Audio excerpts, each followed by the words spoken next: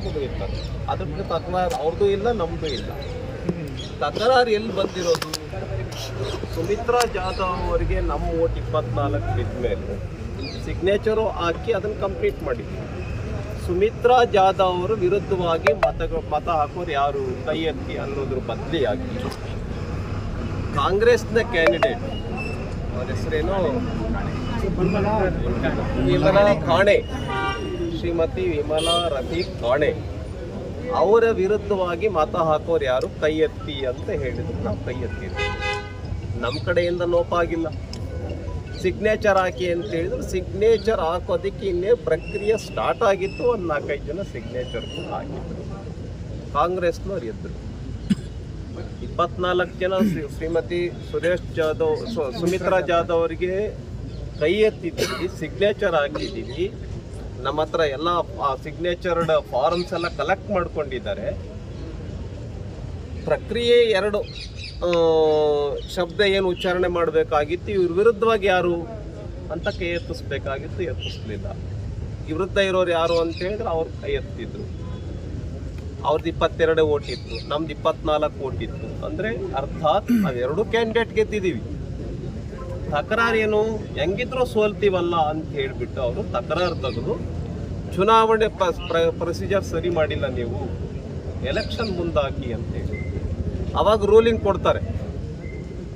ನಮ್ಮ ಚುನಾವಣಾಧಿಕಾರಿ ರೂಲಿಂಗ್ ಏನಂತ ಕೊಡ್ತಾರೆ ನೋಡಿ, ಮೇಯರ್ ಚುನಾವಣೆ ಆಗೋಗಿದೆ, ಉಪಮೇಯರ್ ಚುನಾವಣೆಯಲ್ಲಿ ಸ್ವಲ್ಪ ಸ್ಲಿಪ್ ಆಫ್ ದಿ ಟಂಗ್ ಏನಂತ ಹೇಳಿದ್ದೀನಿ ನಾನು.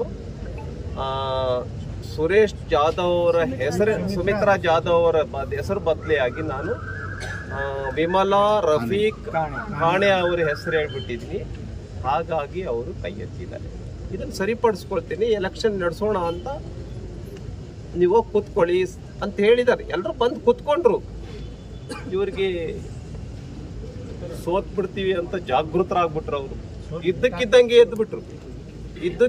ಎದ್ಬಿಟ್ಟು ಏನು ಮಾಡಿದ್ರು, ಈ ಚುನಾವಣೆಯನ್ನು ಮುಂದಾಕಿ ನಾವು ಈ ಚುನಾವಣೆಯಲ್ಲಿ ಭಾಗವಹಿಸಲ್ಲ, ಹೋಗೋಣ ಅಂತ ನಮ್ಮ ಸಚಿವರು ಬರ್ಕೊಂಡು ಘೋಷಣೆ ಹೋಗಿ ನಾವು ನೋಡ್ಕೊತೇವೆ ಅಂತ. ಅವ್ರೇನು ಹೇಳಿದ್ರು, ನೀವು ಕೋರ್ಟ್ನಲ್ಲಿ ಪ್ರಶ್ನೆ ಮಾಡಿ, ಏನೇ ನೋಡ್ಕೊಳ್ಳೋದಿದ್ರು ಕೋರ್ಟ್ನಲ್ಲಿ ಪ್ರಶ್ನೆ ಮಾಡಿ ಅಂತ ಹೇಳಿ ಚುನಾವಣೆಯನ್ನು ಮುಂದೂಡಿದ್ದಾರೆ. ನಾವೇನು ಹೇಳಿದ್ದೀವಿ, ಚುನಾವಣೆ ಮುಂದೂಡ್ತಕ್ಕಂಥ ಅವಶ್ಯಕತೆ ಇರಲಿಲ್ಲ. ಅರ್ಧ ಗಂಟೆ ಮುಂದಾಕಿ, 20 ನಿಮಿಷ ಮುಂದಾಕಿ, ಇಬ್ಬರನ್ನು ಕರೆದು ಕುತ್ಕೊಂಡು ಎಲ್ಲಿ ಲ್ಯಾಪ್ಸ್ ಆಗಿದೆ ಅಲ್ಲಿಂದ ಮೊದಲಿಂದ ಪ್ರಕ್ರಿಯೆ ಶುರು ಮಾಡಿ ಅಂತ ಹೇಳಿ ಶುರು ಮಾಡ್ಬೋದಾಗಿತ್ತು. ಅಲ್ಲೇ ಇದ್ವಿ, ಸಾವಿರಾರು ಜನ ವೋಟರ್ಸ್ ಇರಲಿಲ್ಲ. ಅದನ್ನು ಮಾಡ್ದೇನೆ ಸೋತ್ ಬಿಡ್ತೀವಿ ಅನ್ನುವಂಥ ಭೀತಿಯಿಂದ ಸಚಿವರು, ಅಲ್ಲಿನ ಕಾಂಗ್ರೆಸ್ನ ಸದಸ್ಯರು ಈ ಥರ ಮಾಡಿದ್ದಾರೆ. ಇದನ್ನು ನಾವು ಖಂಡಿಸ್ತೇವೆ. ನಾವು ವಿನಂತಿಯನ್ನು ಮಾಡ್ತೇವೆ ರಾಜ್ಯ ಚುನಾವಣಾ ಅಧಿಕಾರಿಗೆ, ಸರ್ಕಾರಕ್ಕೆ. ಚುನಾವಣೆ ಫಲಿತಾಂಶ ಕೋರ್ಟ್ ಪ್ರಕಾರ ಘೋಷಣೆ ಮಾಡೋಂಗಿಲ್ಲ, ಆದರೆ ಚುನಾವಣೆ ಪ್ರಕ್ರಿಯೆಯನ್ನು ಲ್ಯಾಪ್ಸ್ ಮಾಡೋದ್ರಲ್ಲಿ ನಮ್ಮ ಕಡೆಯಿಂದ ಆಗಿಲ್ಲ, ಚುನಾವಣಾ ಅಧಿಕಾರಿ ಕಡೆಯಿಂದ ಆಗಿದೆ ಮತ್ತು ಕಾಂಗ್ರೆಸ್ನ ಸದಸ್ಯರ ಕಡೆಯಿಂದ ಆಗಿದೆ. ಹಾಗಾಗಿ ನಮಗೆ ಫಲಿತಾಂಶ ನಾವು ಎರಡನ್ನೂ ಗೆದ್ದಿದ್ದೇವೆ. ಈ ಪ್ರಕ್ರಿಯೆಯನ್ನು ಪೂರ್ಣಗೊಳಿಸಿಕೊಡಬೇಕು ಅಂತೇಳಿ ನಾನು ಸರ್ಕಾರವನ್ನು ಮತ್ತು ಚುನಾವಣಾಧಿಕಾರಿಯನ್ನು ವಿನಂತಿಯನ್ನು ಮಾಡ್ತೀನಿ. ಸರ್, ಈಗ ಚುನಾವಣಾಧಿಕಾರಿಗಳು ಈವರೆಗೂ ಅವರು ಯಾವುದೇ ಸ್ಪಷ್ಟನೆ ಕೊಡ್ತಾರೆ?